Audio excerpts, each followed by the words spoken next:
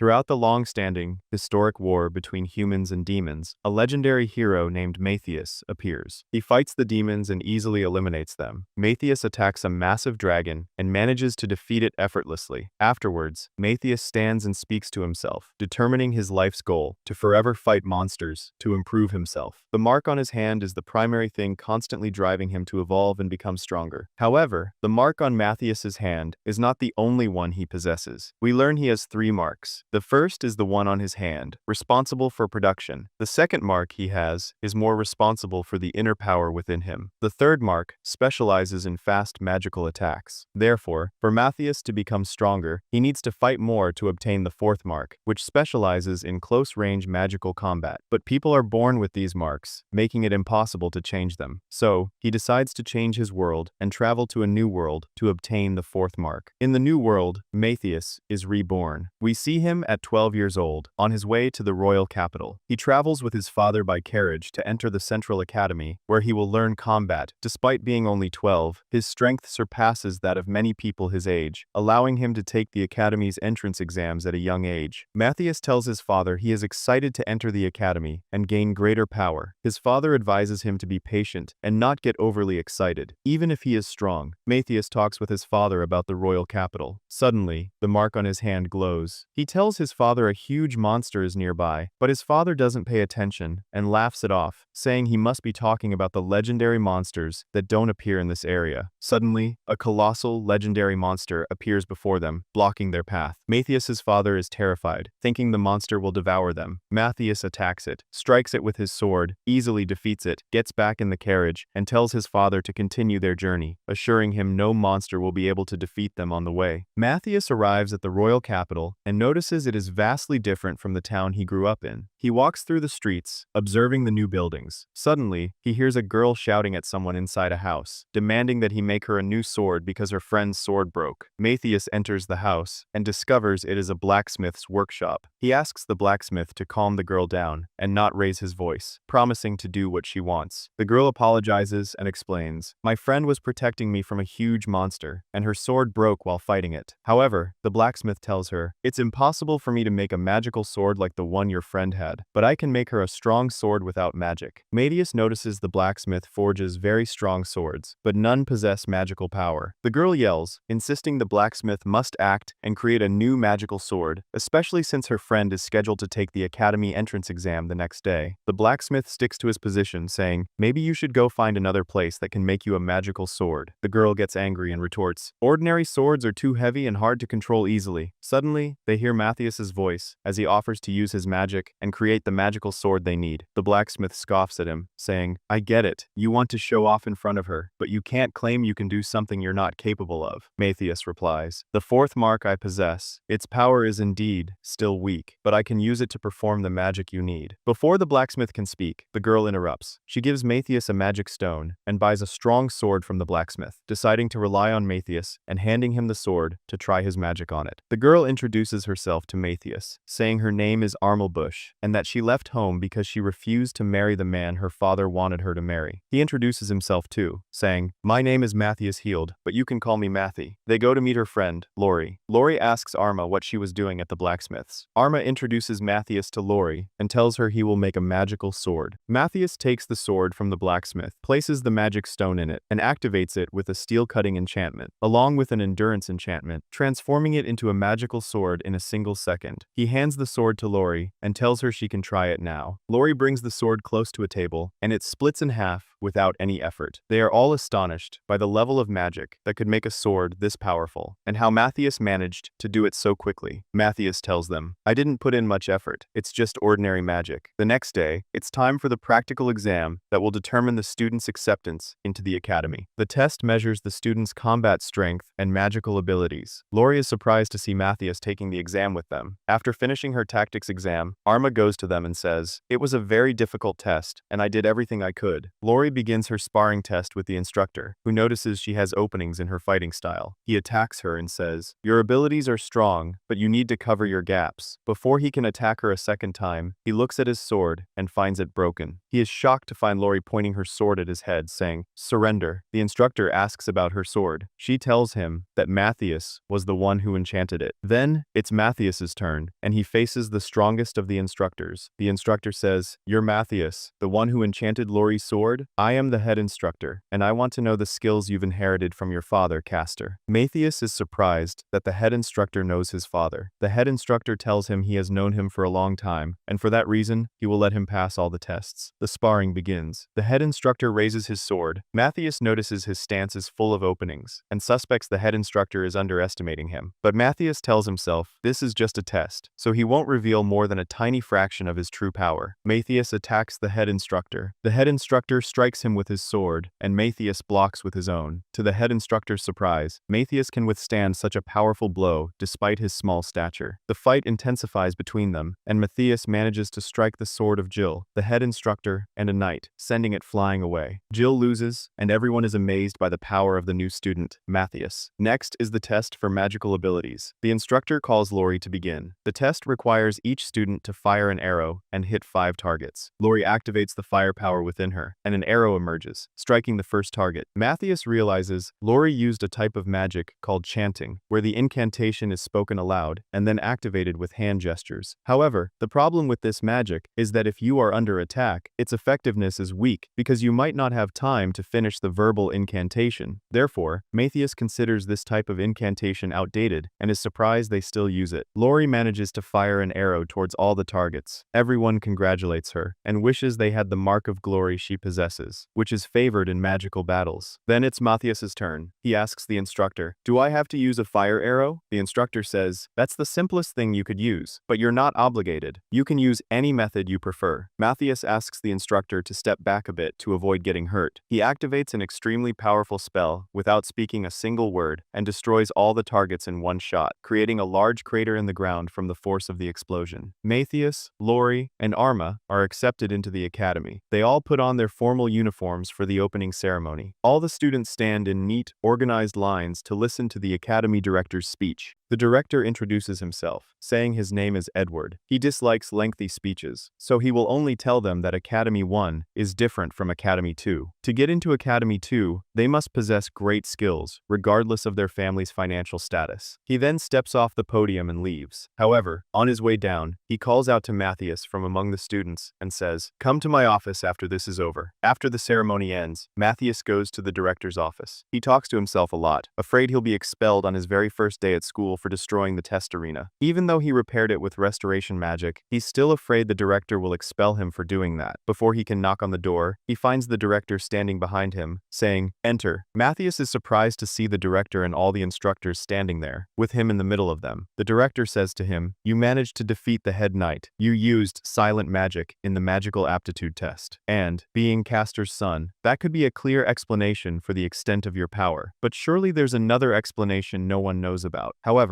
the director doesn't want to know it. All he wants from Matthias is for him to help them and evaluate his friend's performance in the tests. They ask Matthias, why do they use such a weak method? Why do they use verbal magic instead of silent magic? Matthias is surprised by the director's words, learning that no one in the city knows how to use silent magic. The director explains, that's why Academy 2 is trying to train in it, revive it, and teach it to the students. But their problem is that Academy 2 is in the capital, and the wealthy support the teaching methods of Academy 1. Therefore, they have no choice but to implement the teachings of Academy 1. Matthias takes the teaching manual from the instructor and notices it's full of outdated teachings. The director explains to him that in the upcoming competition, he wants him to participate with them and use the silent enchantment so they can convince the kings and the wealthy to adopt silent magic. The director asks him to teach them how to use silent magic. The teaching session begins. The students are surprised that their instructor is Matthias. The head instructor asks Matthias to show them a demonstration of silent magic. So, Matthias Matthias flies into the air, shoots fire from his hand, and hits all the targets without opening his mouth. But the instructor tells them that Matthias isn't the only one using silent magic. He points to the instructor next to him, who strikes fire with his sword. However, the fire only reaches one target. The instructor admits to them that he trained for just one day with Matthias on silent magic, and still reached the level he's at now. The lesson begins, and all the students try to practice the silent magic. Arma is overjoyed that she managed to use it once, and goes to tell Matthias. Matthias goes to check on Lori's progress, and finds that her magical power has run out. Lori discovers that Matthias has the ability to transfer magical power to anyone, just by holding their hand. After a month, Matthias successfully teaches the students silent magic. The day of the competition arrives, and people gather in a large arena to watch the student matches. Lori prays that they haven't chosen one of the chosen magicians for this competition as well. Matthias asks her, "Who are they?" and learns they are a group of powerful leaders from Academy I. Every time Academy 2 gets close to winning the competition, one of these leaders attacks them and makes them lose. The mark on Matthias's hand glows, and he tells her that one of them is indeed present, and his power is 10 times greater than Matthias's. She says, "If his power is 10 times greater than yours, then they must possess demonic power." Matthias asks them, "Are demons enemies in your world?"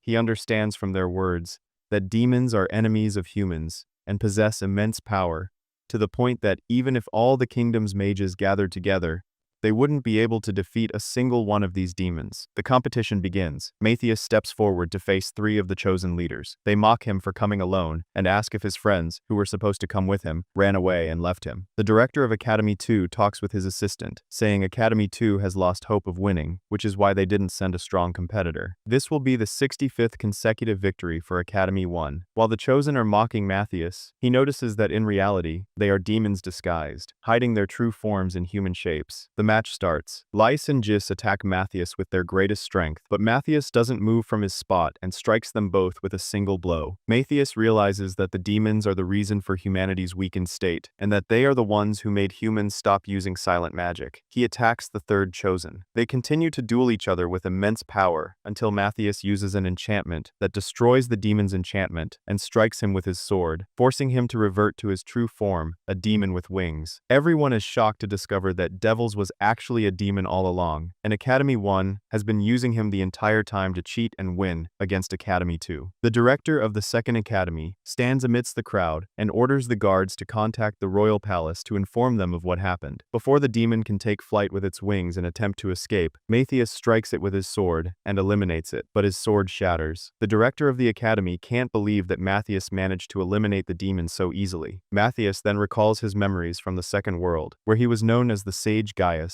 and could easily defeat all demons. After Matthias transferred to the New World to obtain the 4th mark, his name in the New World became Matthias, and his family name became Healed. He then began to explore the New World, and was shocked to find that the most powerful mark in the world was described by people as the weakest mark, and they did not appreciate its value. Furthermore, the techniques for casting enchantments were weak, and no one knew how to use them. In the competition arena, after Matthias managed to eliminate the demon that was disguised as a student from the 1st Academy, people gathered around the demon's body, afraid to get too close in case it was booby-trapped and could kill them. Matthias then went with the director to meet the king. But before entering, Matthias asked the director why people were so astonished that he managed to eliminate a single, weak demon. He was surprised by the director's response that no one in the history of this world had ever been able to eliminate any demon, nor had they even been able to stand against one. They entered to see the king, who welcomed them. Matthias introduced himself, saying he was still a first-year student at the 2nd Academy, and his name was Matthias Healed. The king was delighted by what Matthias had done. Under normal circumstances, he would announce the news to everyone, hold a celebration in his honor, and grant him vast feudal lands. However, to avoid causing panic among the people and making them worry about the possibility that demons could be hiding among them, he couldn't do that. Therefore, Matthias requested an alternative favor. The king expected him to want a magical sword, and said, "I will give you a sword that a blacksmith brought me a couple of days ago." He said the magic in it was crafted by a young boy, and he had never seen magic of such power before. Matthias remembered that the blacksmith had asked him to make a second sword after he made the one for Lori, and this was the one the king was talking about. However, the king noticed that the gift did not please him, so he asked if there was something specific on his mind that he wanted. Matthias gathered his courage and requested wrested from the king the right to use the material, Dymas, within the kingdom. This material's value is higher than gold. In the world he used to live in, many kingdoms went to war over Dymas. But since magic in this world was weak, they surely knew nothing about the value of Dymas. The king agreed and granted him the right to use Dymas within the kingdom as he wished. After the king fulfilled Matthias's wish, he sought his opinion on an important matter, telling him that the 4 chosen magical students had suddenly disappeared, including Erhard, the last leader of the Mages Guild. We learn that the chosen magicians first appeared 600 years ago, meaning demons have been infiltrating the kingdom for 600 years. In Matthias's old world, demons were on the verge of extinction, but after Matthias died, a portion of the demons must have infiltrated the human world and spread false magical information to weaken human magic and gain control over them. They ask the king, "Since you managed to defeat the demon, will the demon threat decrease in the coming period?" But Matthias surprises him by saying the danger will actually increase in the coming period. And since the 4 chosen magicians have fled, that means they were demons. There's no longer any point in disguising themselves. They will likely appear in their true forms next time. Therefore, the demons' next plan is certainly to gather their forces and attack the kingdom. However, Matthias surprises them by stating that demons are not organized for collective action. If they want to launch a collective operation against us, it would take them at least 3 months. The king tells him 3 months is very little time, but Matthias says he can accomplish many things within those 3 months. First, they can build a massive barrier around the kingdom to prevent demons from entering. They will create this barrier by performing a ritual that will allow them to establish a permanent shield. If all the students of the Second Academy join hands and work together, they could finish everything within just 1 month. During this period, Matthias suggests they continue studying silent magic. However, the king is not reassured or confident that they alone can stand against the demons. Since Matthias managed to defeat the demon by himself, the king appoints him as the commander of the battle to repel the impending demon attack. Afterwards, Matthias goes down to the equipment storage and obtains authorization from the king to take any tools he needs to create the barrier he mentioned. Matthias looks for the magic stones required to build the barrier. If he can't find them, he will have to use Dymas as a substitute. His eyes fall upon a sword. The guard tells him they found it among some ruined old houses, but unfortunately, no one has been able to use it until now. Matthias reaches his hand toward it and remembers that he forged this sword himself in his old world. So, he takes the sword, as it is made from a material harder than Orica, a material suitable for making the barrier strong. He also takes a chain that he had crafted, which has the ability to amplify experience points. The next day, Matthias returns to the academy and is pleased with his classmates' high proficiency in silent magic. He meets Lori and Arma, who tell him they heard he wants to build a barrier around the city. He tells them he needs to search for the Dymas material to gather the required amount to build the barrier with, and he invites them to join him on this journey. However, Arma tells him she can't go because she doesn't fight well with a sword like she does with arrows, and arrows are weak in direct combat. But Matthias teaches her a new enchantment that multiplies the power of arrows, making them fast and suitable for direct confrontation. The 3 of them begin their journey in search of Dymas. Lori is surprised to learn there is Dymas beneath the academy. Matthias tells her that monsters are present under the academy, but their level is certainly low. If they defeat them, they can take the Dymas they possess. Matthias brings out a training tool to teach Arma how to aim her arrow at it, asking her to feel her connection with the arrow, as if it were a part of her. Arma becomes able to aim at moving targets, and he has her train on this technique until she can take down 2 monsters with a single arrow. Arma accepts the challenge and takes a path through the tunnels to search for the monsters on her own. Matthias calls out to her, telling her to collect the stones she finds after defeating the monsters. Matthias takes the second path with Lori to teach her sword fighting techniques. Along the way, he uses a simple enchantment to destroy a wall. He picks up a piece of the rubble and tells her it's raw Dymas ore, which they need to melt to extract the Dymas and make weapons from it. Lori remembers that Dymas is supposedly indestructible, but Matthias surprises her by saying it can be used for many things, which is why they need to take most of the quantity, melt it, and make weapons from it. To do this, they will use raw magical power to melt the metal, then a water enchantment to return it to its crystalline form, followed by a shattering enchantment to turn the crystals into powder, and finally a magnetic enchantment to gather the usable Dymas parts. Lori manages to perform the enchantments and succeeds in extracting Dymas on her first attempt. After that, Matthias teaches her how to craft weapons from it. Arma manages to strike 3 monsters with 1 arrow and returns to meet them. Lori is amazed as she enchants her sword, strikes the wall with it, and demolishes the walls. The 3 of them then continue on their way to defeat the monsters. Matthias's necklace boosts their their strength, allowing them to defeat any monster standing in their way. However, on the 10th level, they are surprised by a huge dog standing before them. Matthias warns them about it, as it is fiercer than all the monsters they have faced along the way. Matthias considers intervening to help them, but Arma manages to fire 2 arrows at the monster from 2 different directions, and Lori distracts the monster to give Arma a chance to strike it. They work as a coordinated team together. Matthias tells them they will have to wait until they find another monster to fight, so they need to set up a camp to stay in until a new monster appears. He teaches them how to make a camp. His method involves merging a magic stone with his magical power, which then transforms into a camp that protects them from monsters. However, Matthias leaves them inside the camp and continues his journey into the more difficult 2nd level to obtain the material adamantite, which will help him build the barrier. Arma is surprised to hear that Matthias is going down to the 25th level. She tells him that the deepest level from which Deimos has ever been retrieved is the 23rd, and the ones who managed to reach that level were the legendary group of 30 men under the protection of the mage Gaius. Matthias descends to deep levels and reaches the floor leaders, who possess great strength and always eliminate anyone who enters the tunnels. Yet, Matthias manages to defeat all the monsters, blocking his path until he reaches the largest monster, which is snake-like. The serpent attacks him with immense force and could finish Matthias with a single strike. Its venom causes the ground to melt upon contact, and the smoke emanating from it gradually corrupts the air. However, this marks Matthias's first real challenge since obtaining the 4th mark in the New World. Matthias strikes one of the serpent's fins, which is enough to make the serpent regard him as a powerful opponent and a genuine threat. Matthias attacks it with several blows, but they have no effect on the serpent. He shatters a magic stone to create a magical barrier in the air, which amplifies his magical power. He concentrates all this power into his sword and delivers a single, decisive blow against the serpent, eliminating it. This causes an earthquake throughout the entire city. We see Erhard's associate ask him, "Did you feel the earthquake that just happened?" But Erhard replies, "That couldn't have happened. No human being possesses enough power to cause an earthquake." Matthias finishes off the monster and returns to Arma and Lori. He tells them he defeated a large monster and filled his inventory. They can't grasp the serpent's size, so he shows it to them. They scream as soon as they see it, unable to comprehend how Matthias managed to defeat it alone. Afterwards, they go to sell the spoils they gained from the tunnel at the Adventurers Guild.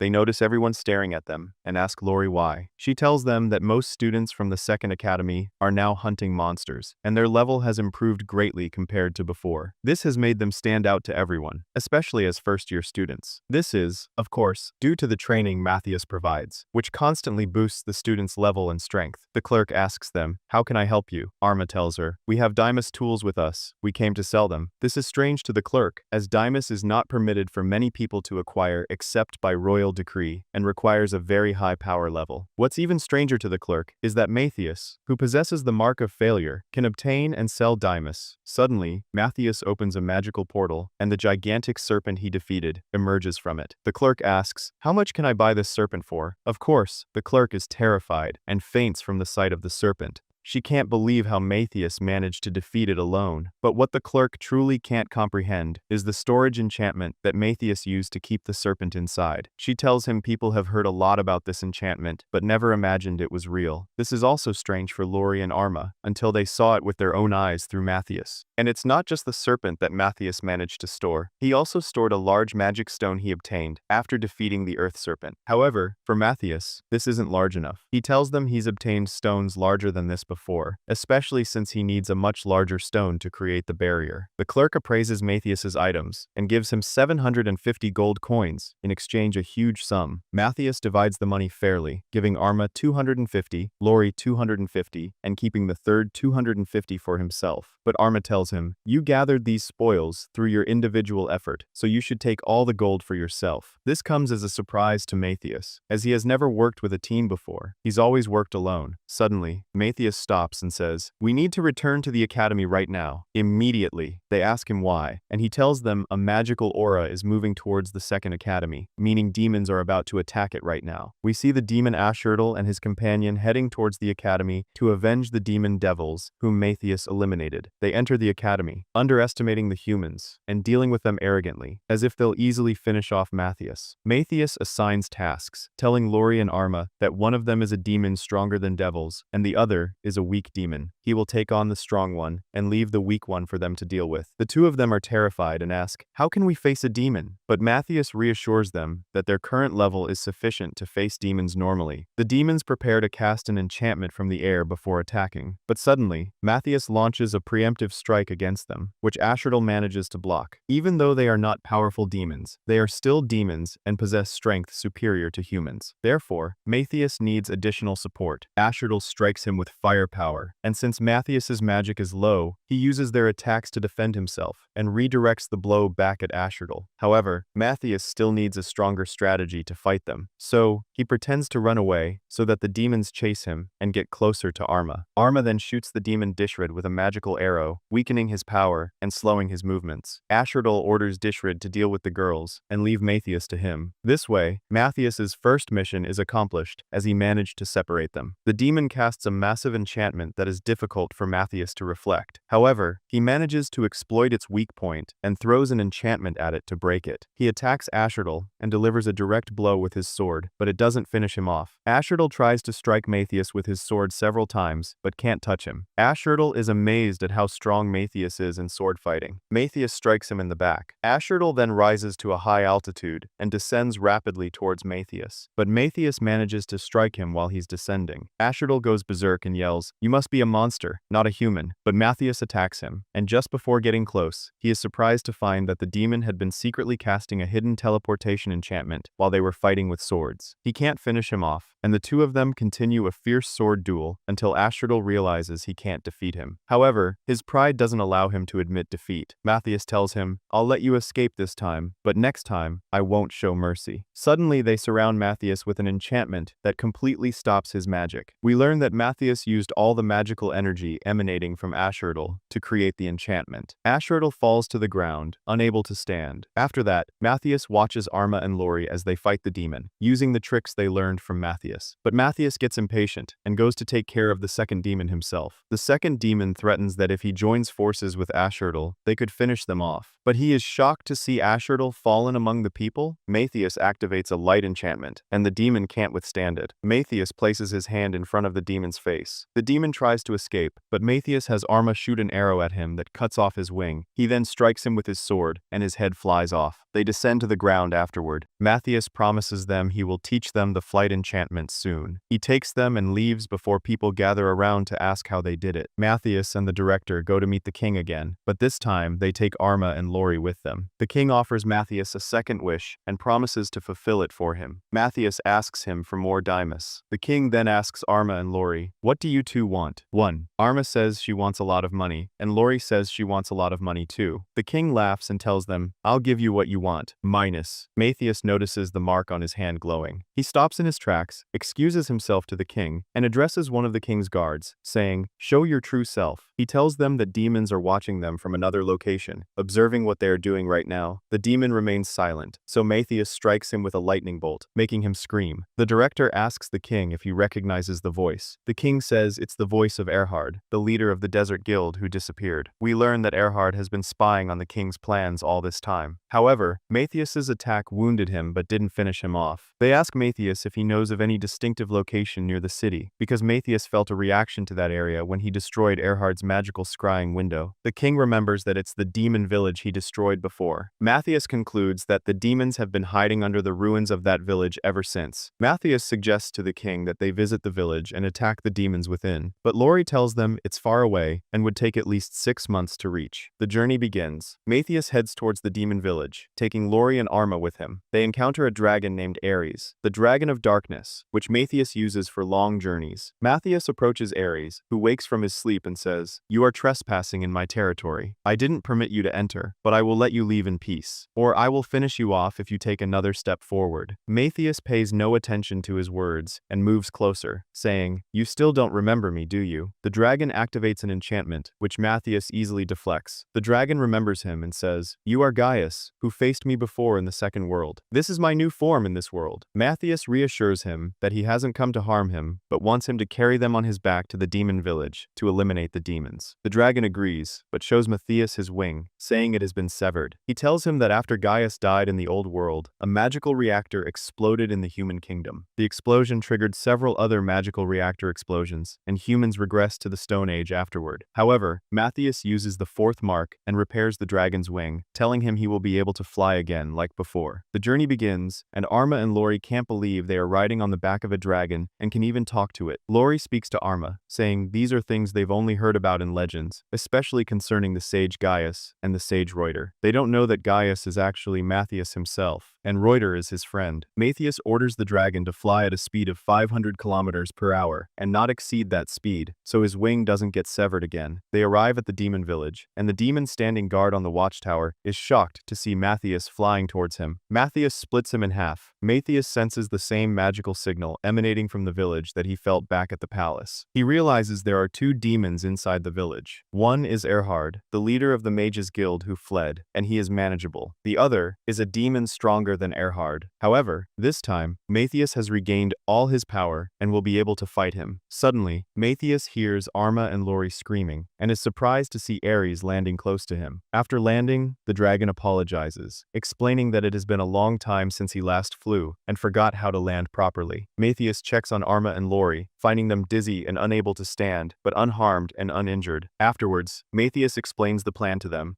He activates a telepathy enchantment that allows them to communicate without making a sound, which will help them in battle and prevent the enemy from knowing their plans. Matthias gives Lori a teleportation enchantment and asks her to protect it. Inside a room in the palace, they are surprised to find it empty, with no one inside. However, Matthias informs them that the demons have activated an invisibility enchantment, so no one can see them. Lori uses the enchantment she received from Matthias and manages to see the demon hiding in a corner of the room, but she cannot see the second demon. Matthias casts an enchantment that cancels the demon's invisibility enchantment. As soon as the demon appears, Arma directs her arrow towards him. They notice the demon isn't moving. They suspect he probably doesn't know they can see him. Lori strikes him with an arrow. He dodges at first, but the arrow curves around and pierces through half his head. Despite the demon using a powerful invisibility enchantment, Matthias's power managed to reveal it. The demon couldn't believe this happened. The demon laughs and says, "You definitely aren't the real Matthias, because the real Matthias is at the castle and couldn't possibly reach the village in one day." He attacks, but Matthias blocks him with his sword and orders Arma to shoot him with arrows. Lori enchants the arrows and gives them to Arma to shoot. The demon laughs at them because the arrows have no effect on him. He tries to strike Matthias, but can't touch him due to his incredible speed. Matthias doesn't even attempt to counter his attacks. Suddenly, the demon feels his body weakened and unable to move due to the magic in the arrows. The demon stubbornly refuses to lose the battle, still convinced this isn't the real Matthias. He uses an enchantment called Ill Fortune, multiplying his size and transforming into a gigantic demon. This is his final attempt, pouring all his magical energy into it before he dies. Everyone is terrified, and Matthias orders them to flee. The demon tries to grab them, but finds they have disappeared from his grasp. Matthias laughs at him and says, "Did you really believe we were afraid of you and would run away? That was just an illusion enchantment you were using, trying to make us believe in your massive size. But in reality, you are still at your same weak strength." Arma shoots an arrow into the middle of his head, finishing him off. Thus, Arma and Lori's mission is complete. After eliminating Erhard, they need to go out and wait with Ares until Matthias finishes off the second demon and returns to them. Matthias exits the palace and detonates the first magic stone, which gathers magical energy from the surroundings. Next, he detonates the second magic stone, which attracts a large number of monsters. Finally, he detonates the third magic stone, forcing any demon in the air to appear in its true form. The demon appears in its true form, not expecting that Matthias would be able to reveal him. We learn that Erhard used to call Matthias the monster based on what he had heard about him, but Matthias tells him, "I am not a monster. You are the ones forcing me to use coercive methods to eliminate you." The demon challenges him, ordering him to prepare for death because his level is different from the weak Erhard's level. Matthias mocks him and says, "Try to defeat me if you can." The demon begins his attack on Matthias, who tests his strength and withstands all his blows to gauge his power level. Suddenly, the demon strikes him with an enchantment that severs Matthias's sword-wielding arm. He asks him, "Where is the confidence you had all this time?" Matthias pretends pretends to be exhausted and falls to the ground. The demon approaches him and says, "Choose the way you want to die." Suddenly, Matthias's arm reattaches to his body. We learn that he used a healing enchantment before entering the battle. Through this wound, he was able to completely analyze the demon's power, and now knows all the weak points he can attack from. Despite all the demon's attempts to hit Matthias again, he can't even scratch a single part of his body. Matthias laughs and says, "I let you cut off my arm willingly, but now you have no choice but to surrender to death."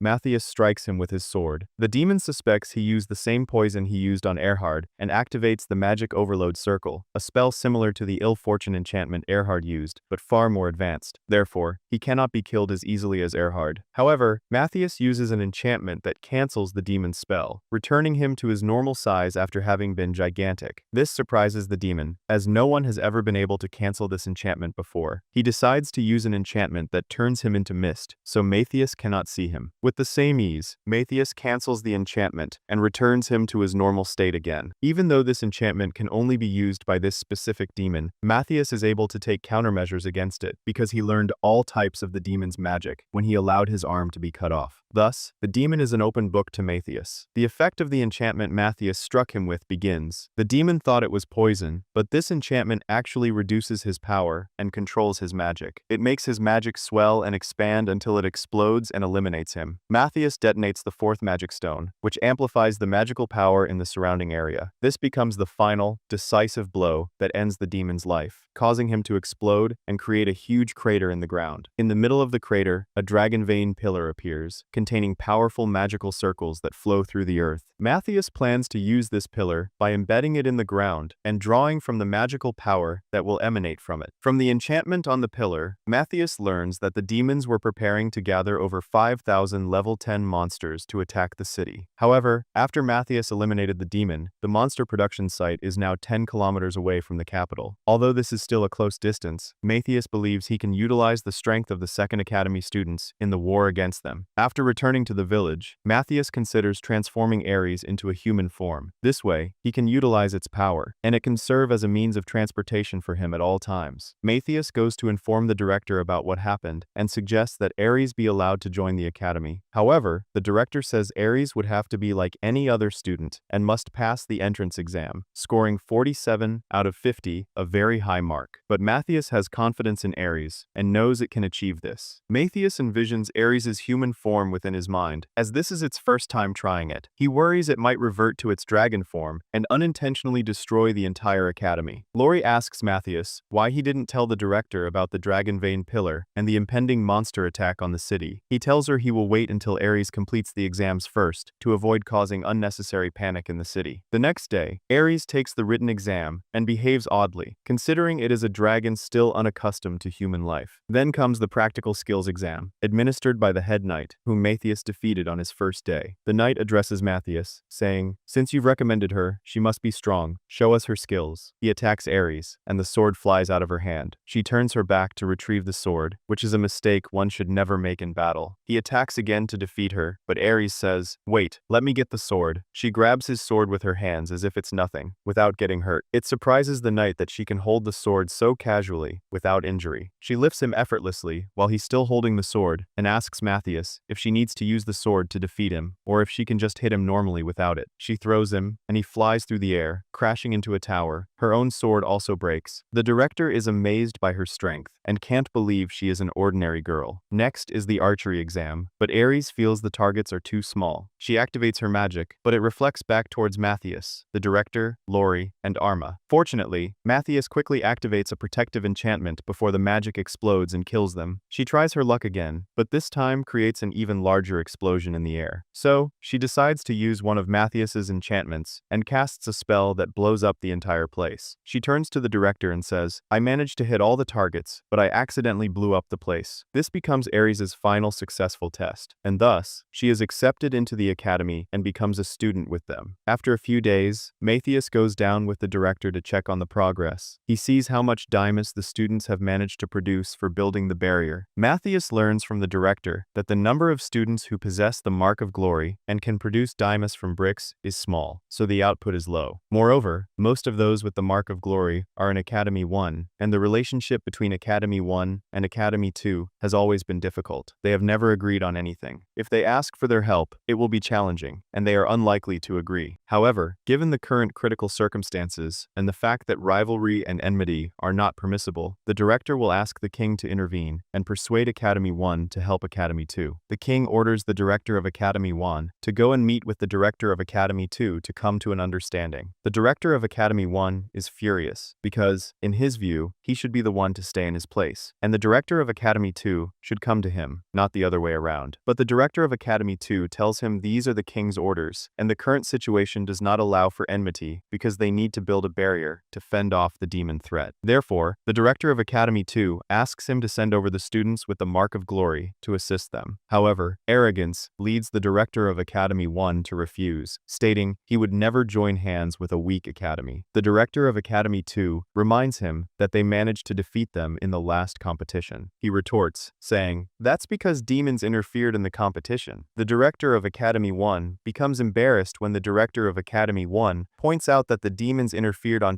their time's side. Matthias then proposes that they hold the competition again, this time strictly between humans, and the loser must fulfill a wish of the winner. Of course, the director of Academy 1 agrees, but on the condition that Matthias does not participate. Before the director of Academy 2 can respond, Matthias agrees. The competition is scheduled for 2 days later in the same location as before. 2 days later, the competition is organized. The director of Academy 2 notices that the students of Academy I have prepared with all their might to redeem themselves from what happened last time. Matthias's plan is to send Ares in if he senses danger, but what he sees before him is that there are no demons among the students, so there is no need for Ares to participate. The director of Academy 1 approaches them and says, "I brought you the best students from Academy I who possess the Mark of Glory. No matter what you do, you won't be able to defeat them." On the other side, Academy I is only sending 5 students for the competition. The judge signals the start. The students of Academy 2 defeat all the students of Academy 1 with minimal effort. We see the director of Academy I enraged, unable to believe how his students are being defeated so easily. The judge announces Academy 2's victory. Matthias adds fuel to the fire, telling the director of Academy 1, "5 was too many for you. We should have brought even fewer than that." However, the director refuses to accept the result and accuses the students of being monsters. Matthias asks him, "How can I prove to you otherwise?" He points towards Ares and says, "Let her compete, and we'll see what her strength is like." But Ares says, "I don't have a weapon." Matthias makes a quick calculation and hands her the director's sword, assuring the director of Academy I that it's a weak, non-magical sword, with no power to aid her. As soon as Ares grips the sword, it melts in her hand like plastic.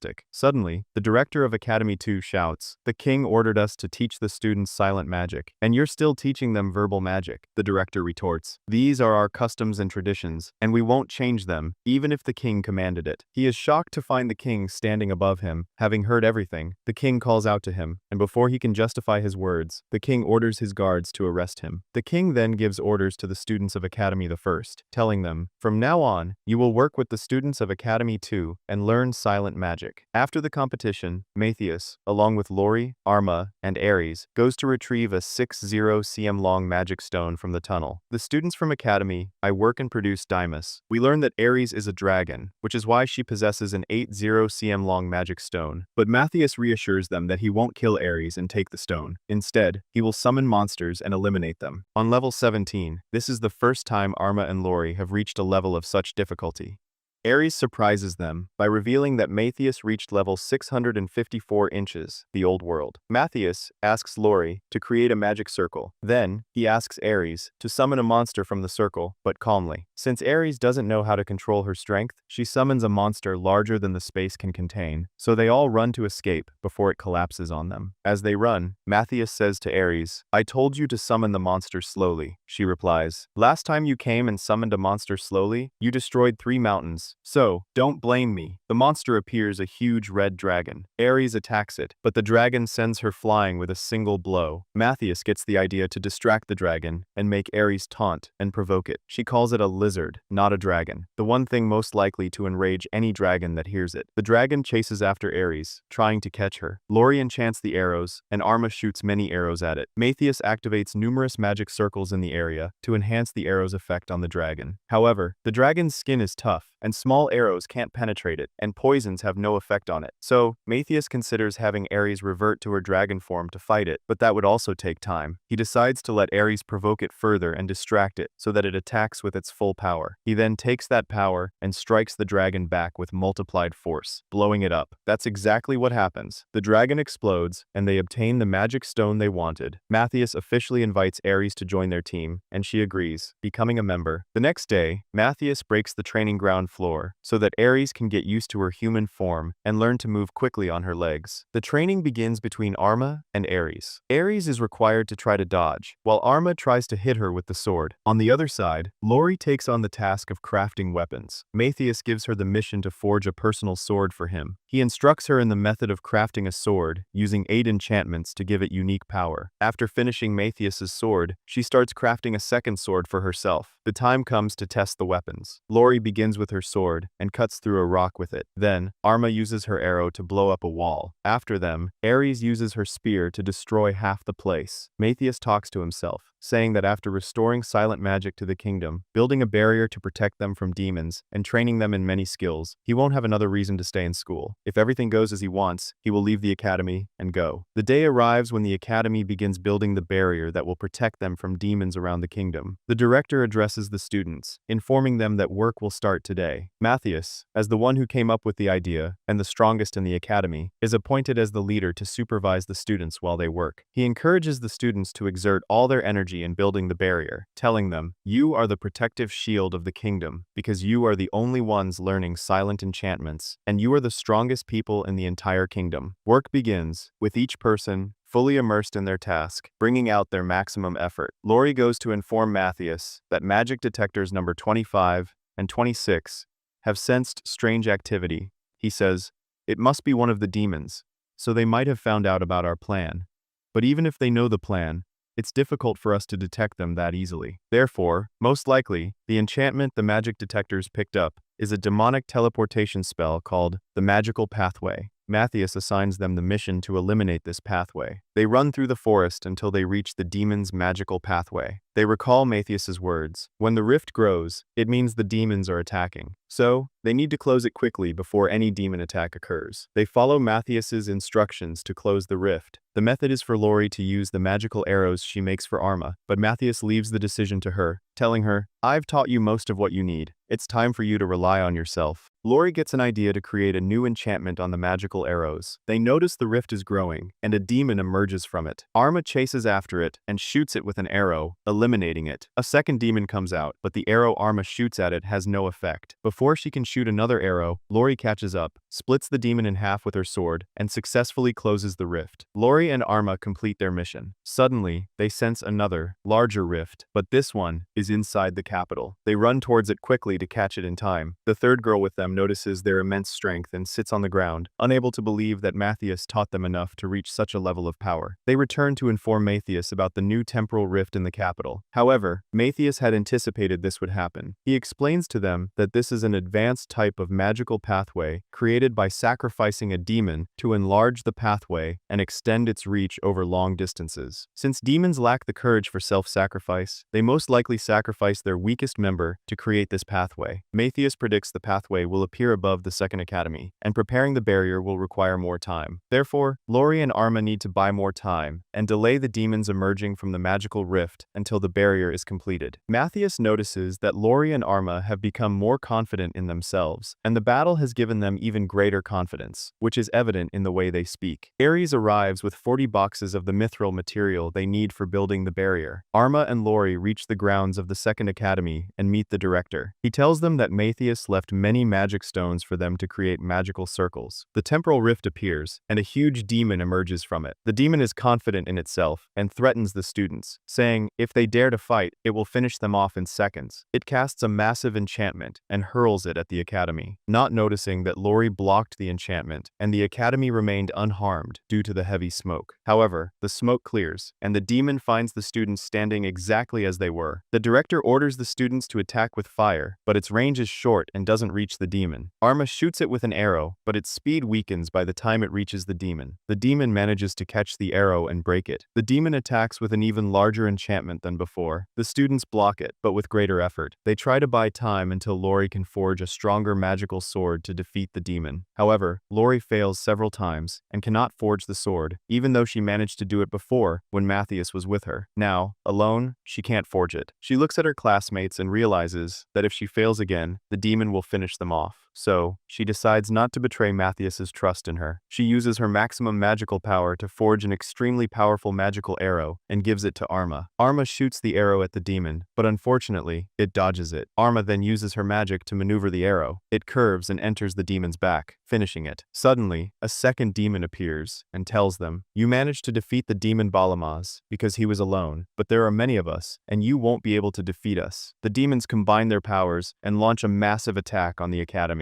The students can't block it. The demons compete with each other to see who can kill the most humans. Arma stands with her arrow, determined to delay them until Matthias arrives. At first, Lori tries to stop her, fearing they will kill her. But Arma says, "We must delay them and buy time until Matthias comes." So, Lori activates her magic and transforms Arma's arrows into powerful magical arrows, ensuring that anyone hit by an arrow dies instantly. The demons prepare to commit a massacre, but suddenly, Matthias appears behind them and eliminates one of them. He tells them, "The massacre here will be the one I inflict upon you." One of the demons notices that the aura surrounding Matthias isn't human. He asks him if he is the one who killed Elias, but Matthias doesn't respond and begins striking them until he eliminates them all with minimal effort. Afterward, Matthias thanks Lori for forging his sword and thanks Arma for delaying the demons until he arrived. They thank him for eliminating the demons and saving all the students' lives. Matthias informs them that he has finished the pit where they will place the barrier. Ares and the other students are still working and haven't finished yet. Matthias goes to check on the progress and finds they have completed everything. All that remains is the magic stone he has to activate the barrier. Indeed, Matthias places the magic stone, and a very intense light emanates from the center of the barrier, surrounding the entire city and providing immense protection that no demon can penetrate. Lori tells him the mission is finally complete, and that she feels a powerful magical energy coming from the barrier. However, Ares surprises her by explaining that this energy comes from the monsters inside the dragon vein and the enchantments the demons created to summon them. Matthias confirms this, stating that the power of the monsters and the demons they eliminated entered the dragon vein, making the barrier stronger and stronger. Therefore, the demons will amass an even larger number of monsters to try to breach the barrier. The director, followed by the students, prepares to fight these monsters with all their strength. The monsters attack in large numbers. Matthias sets traps and explosives along their path, and the students' level has improved significantly, allowing them to strike the monsters effectively. Matthias, along with Lori,